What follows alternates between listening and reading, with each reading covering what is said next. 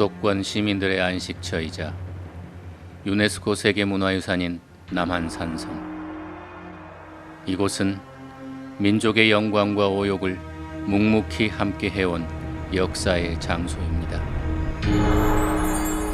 남한산성은 한성백제의 진산으로 신라와 당나라의 전쟁, 고려의 항몽투쟁의 본거지였으며 병자호란의 치욕을 간직하고 있는 곳입니다. 제국주의의 마수가 한반도를 덮쳐오던 1895년, 남한산성은 또다시 역사의 중요한 현장이 됩니다. 일제는 1894년 7월 23일 경복궁을 무력 점령한 후 1895년 10월 8일 여우사냥이란 작전명으로 당시 왕후인 민비를 잔인하게 시해했습니다. 그리고 2달 후인 12월 30일 단발령이라는 조치까지 취하게 됩니다. 이에 서울에 살던 김하락, 조성학 등 유생들은 경기도 이천으로 가서 의병을 일으키게 됩니다. 이는 을미의병 가운데 최초의 거병이었습니다. 이천 화포군 100여 명을 중심으로 양평, 안성, 죽산 등의 화포군 1000여 명이 참여한 훈련되고 조직화된 군대였습니다.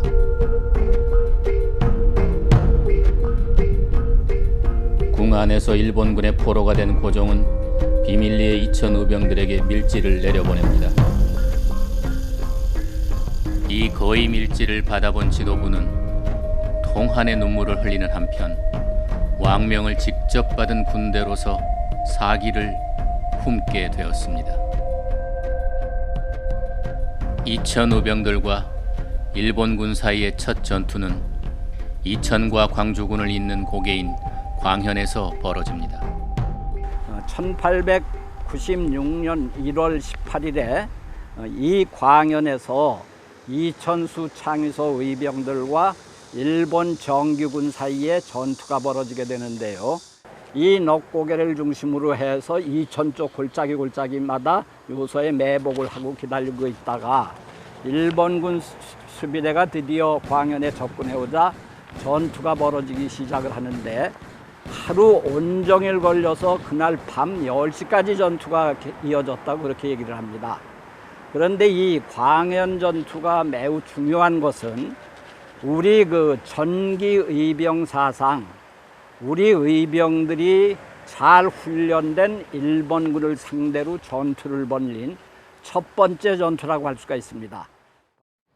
이곳은 1896년 1월 18일 날 의병들과 일본군들이 전투가 이제 광현 전투지에서 벌어지고 그 밤새 서로 추격전을 벌여가지고 끝까지 여기서 의병들이 일본군을 섬멸했던 곳입니다. 이쪽까지 뒤쫓아 와서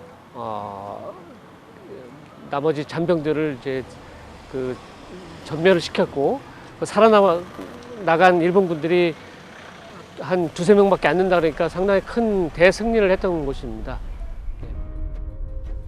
일본군은 2월 12일 2차 공격에 나섭니다.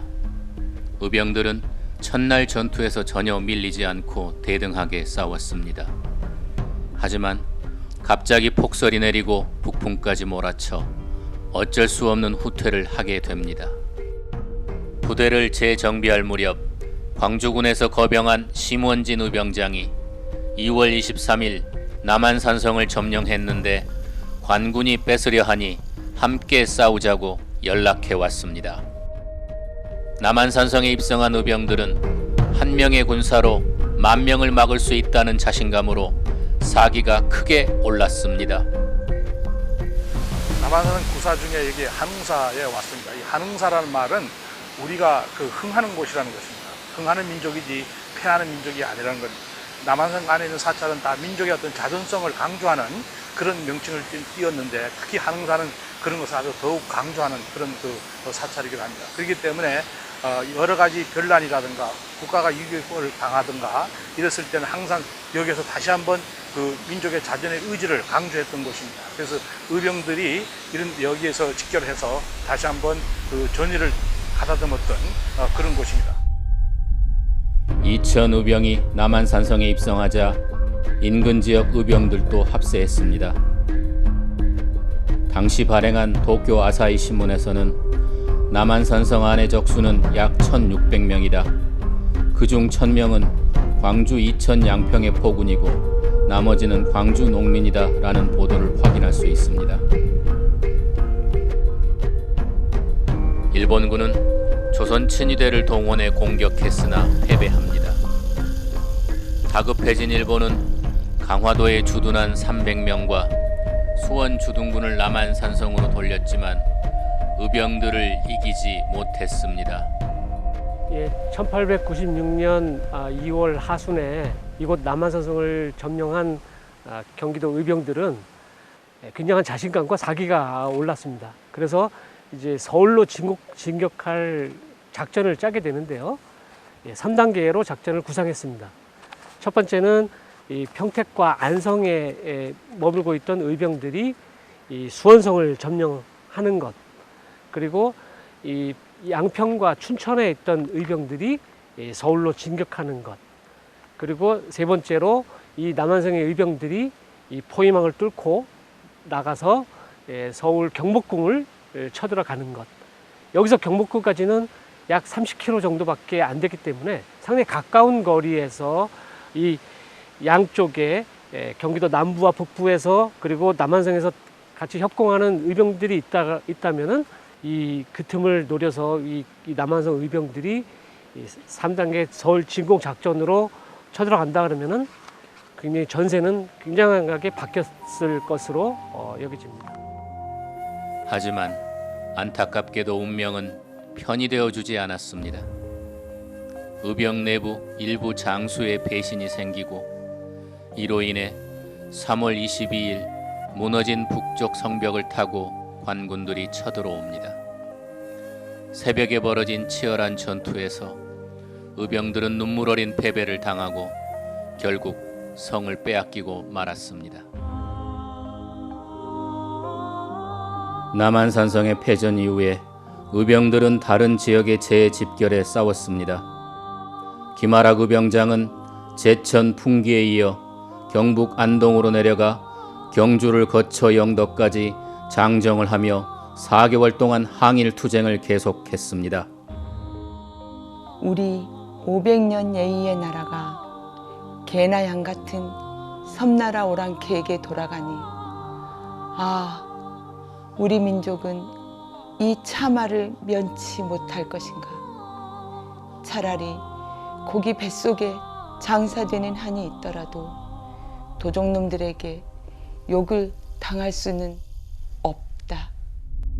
다른 경기 의병들 또한 양평에서 집결해 일본군과 싸웠습니다. 이들은 후일 1904년 러일 전쟁과 1907년 군대 해산 및 고종 강제 퇴위 때 일어난 정미 의병의 주축이 됩니다. 1896년 3월 남한성에서 있었던 경기 의병들의 항쟁, 그리고 서울로 진격하려고 했던 그 꿈이 무너졌던 그 의병들의 어떤 통한의 눈물은 비록 실패를 했지만은 이 경기뿐만 아니라 전국의 항일 의병들의 씨앗이 되었습니다. 그리고 여기 광주에서는 이 남한산성에서 3월 26일과 27일 날 만세운동이 크게 일어났습니다. 뿐만 아니라 일제 강점기 동안 이 신간의 광주 지회가 바로 이곳에서 이제 씨앗이 됐고요. 여기 신익희 선생처럼 대한민국 건국에 이런 항일 지사들이 배출되었던 것입니다. 따라서 1896년 3월에 있었던 경기 의병들의 어떤 항쟁은 우리 대한민국 건설에 큰 씨앗이 되었다, 이렇게 볼 수 있겠습니다.